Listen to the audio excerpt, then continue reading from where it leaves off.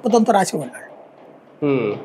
కానీ వాళ్ళందరూ ఇప్పుడు శాంతం పక్కెళ్ళిపోయారు, లేదా కొంతమంది యూట్యూబ్లు పెట్టుకున్నారు, కొంతమంది డిజిటల్ ప్లాట్ఫారాలు సొంతగా పెట్టుకున్నారు. పార్టీ కోసం చేస్తున్న వాళ్ళు ఎవరు లేరు అక్కడ బేసిక్. అసలు ఇట్లా ఆన్సరబుల్ చేసేది ఎవరు వాళ్ళ దాంట్లో? ఇప్పుడు ఫర్ ఎగ్జాంపుల్ ఇసుక తవ్వకాలది నిరంతరం రాసేవాళ్ళు కదా జగన్ మీదన, అక్కడ ఇసుక తవ్వేసుకుంటున్నాడు, ఇక్కడ ఇసుక, ఏది ప్రభుత్వ అధికారిక ఇసుకది అక్కడ టెండర్లు, ప్రభుత్వానికి 700 కోట్ల ఏడాదికి ఆదాయం వచ్చేది, కానీ దోచుకున్నాడని రాశారు. ఇవాళ ఉచిత ఇసుక అని దోచుకోవడం కాకపోతే ఇంకేముంది? డబ్బులు లేకుండా ఎవరికైనా ఇసుక వస్తుందా? అప్పుడు తవ్వితే దుర్మార్గం, ఇప్పుడు తవ్వితే సన్మార్గం.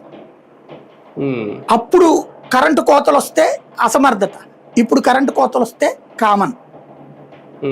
సంక్షేమ పథకాలు ఇస్తే ఆ రోజున ఇవ్వలేదని చెప్పేవాడు, ఇంకా 10 మంది తగ్గారు.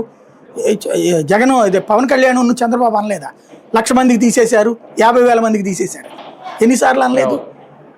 అదే వీళ్ళు 6 లక్షల మందికి పెన్షన్లు తీసేస్తే రాసేవాళ్ళు లేడు, మాట్లాడేవాళ్ళు లేడు.